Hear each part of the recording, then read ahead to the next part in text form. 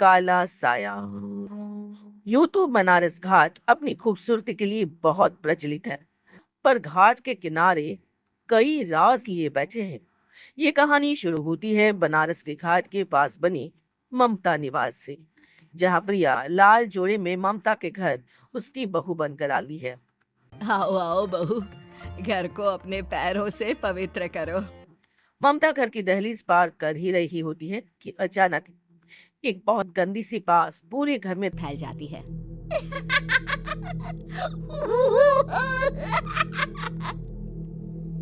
ये बदबू और ये आवाजें, ये कौन हंस रहा है माँ?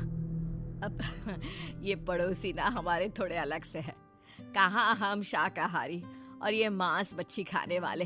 छोड़, तू ध्यान मत दे और गृह प्रवेश कर। और हाँ बहू, अपनी सास की एक बात हमेशा याद रखना, इन पड़ोसियों से तो कभी बात नहीं करेगी। अच्छे लोग नहीं है ये। अपनी सास की ये बात मानेगी ना बेटा? हाँ माँ, जो आपकी मर्जी, मैं उनसे बात नहीं करूंगी। अगले दिन प्रिया अपनी पहली रसोई बनाने रसोई घर में जाती है। ये छोकी बात तो नाक में जा रही है। एक काम करती हूँ, खिड़की खोल देती हूँ। प्रिया खिड़की खोलने जाती है। इतने जाले, लगता है इस खिड़की को कभी खोला ही नहीं गया। पर ऐसा क्यों? ओह, नॉन वेज की स्मेल आती होगी ना। 2 मिनट के लिए खोल लेती हूँ, फिर बंद कर दूंगी।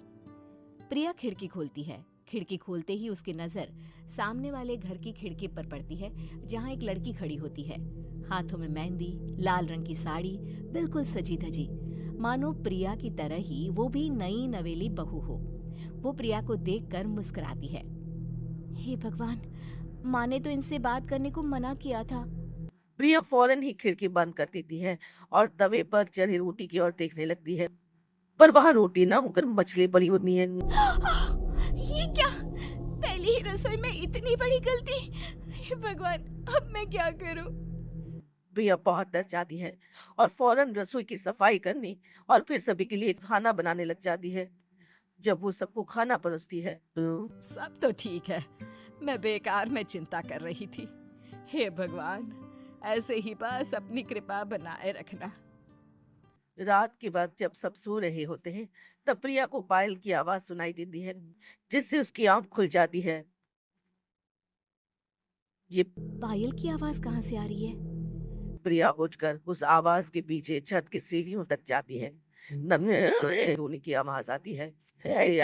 आती है तो क्या देखती है, महिला वाली लड़की अपनी गोद में एक नंगा घुमा कर सुला रही है। प्रिया की नजर उसके पेट पर पड़ती है। God! ये तो प्रेग्नेंट भी है। सुनिए, बच्चा सो नहीं रहा है क्या? मैं कुछ मदद करूं?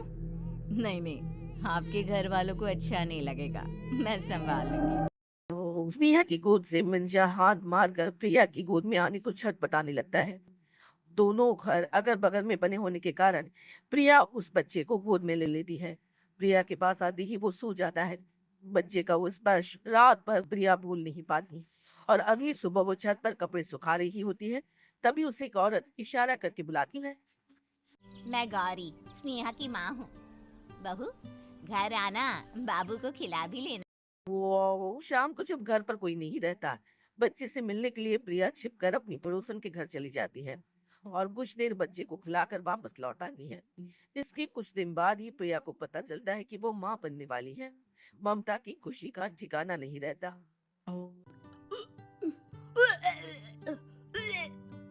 माँ जी, पता नहीं क्यों उल्टी आ रही है। प्रिया भागती हुई वॉशरूम में जाती है तो हरे और लाल रंग की उल्टी करती है। उस उल्टी में से कीड़े निकलते हैं। ये क्या? खून और ये कीड़े! माँ! माँ! प्रिया की आवाज सुनकर ममता दौड़ कर आती है, पर बीच में कुछ नहीं होता। प्रिया हक्की बक्की रह जाती है। ये सब क्या हो रहा है? प्रिया घबरा जाती है और अपने कमरे में जाकर सो जाती है। डर के कारण वो इतनी थक जाती है कि उसकी आंख लग जाती है। तब से साले प्रेम उसकी पीठ पर मन दिन बैठा है। मैं कौन हो? प्रिया के पेट पर एक 5 महीने की बच्ची बैठी हुई थी, जो बुरी तरह जली हुई थी। माँ, तुम ही मुझे लाई ना अपने पेट में? मैं तुम्हारी माँ नहीं हूँ। कौन हो तुम? माँ, देखो मैं जल गई बुरी तरह से। 6 महीने पेट में रहने को भी मुझे नहीं मिला। सहला दो ना माँ। बचाओ, बचाओ, माँ। ममता दौड़कर कमरे में आती है। प्रिया की बातें सुनकर वो सब समझ जाती है। तू कहीं बगल वाले घर में तो नहीं जाकर आई ना बहू? मुझे माफ कर दो, मैं गई थी माँ। उस घर में सब मरे हुए हैं बहू। कई साल पहले स्नेहा उस घर में बहू बनकर आई थी। कुछ ही दिन में वो एक बच्चे को जन्म देने वाली थी। पूरा घर बच्चे के आने की खुशी में खोया था कि एक दिन अचानक उस घर में आग लग गई। सब बुरी तरह जलकर मर गए। गौरी आज भी दादी बनने का इंतजार कर रही है और इसीलिए स्नेहा ने अपना अजन्मा बच्चा तुम्हारी कोख में डाल। ममता ये कह रही होती है कि पीछे से उसके पैरों को एक बच्चा पकड़ लेता है। दादी, दादी। माँ, स्नेहा की गोद में यही बच्चा था।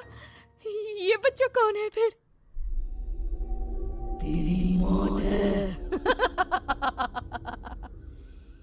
तेरी भी दादी। जिस चीज का मंजर ममता निवास के ऊपर मौत ने चादर बिछा दी थी। प्रिया का पेट ऐसे बढ़ जाता है मानो 9 महीने का हो। 2 हाथ उसके पेट से बाहर निकलते हैं। बहू, संतोष को फोन कर, किसी पंडित जी को बुला बहू। प्रिया का पति भागता हुआ कहलाता है। ये तो होना ही था माँ। तेरा पाप तेरे सामने आ गया तो तू सह नहीं पा रही है। स्नेहा घर में आग लगी नहीं थी, माँ ने लगाई थी, प्रॉपर्टी की लालच में। और वो बच्चा मेरी पहली पत्नी का बच्चा है, मेरा बेटा, जो कि उस आग की चपेट का शिकार हो गया था। मैंने तुमसे ये सब माँ के कहने पर छुपाया था। मुझे माफ कर दो प्रिया। तुम अगर चाहो तो यहाँ से जा सकती हो।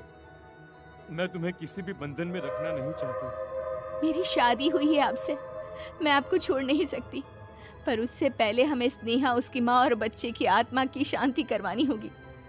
संतोष और ममता गौरी के घर जाते हैं। अंदर सब कुछ जला हुआ होता है। जमीन पर जली हुई लाशें बिखरी हुई थी। ममता रो रो कर अपनी करने की माफी गौरी से मांगती है। प्रिया स्नेहा के घर वालों का अंतिम संस्कार करवा देती है और ममता निवास फिर से आत्माओं के साए से मुक्त हो जाता है।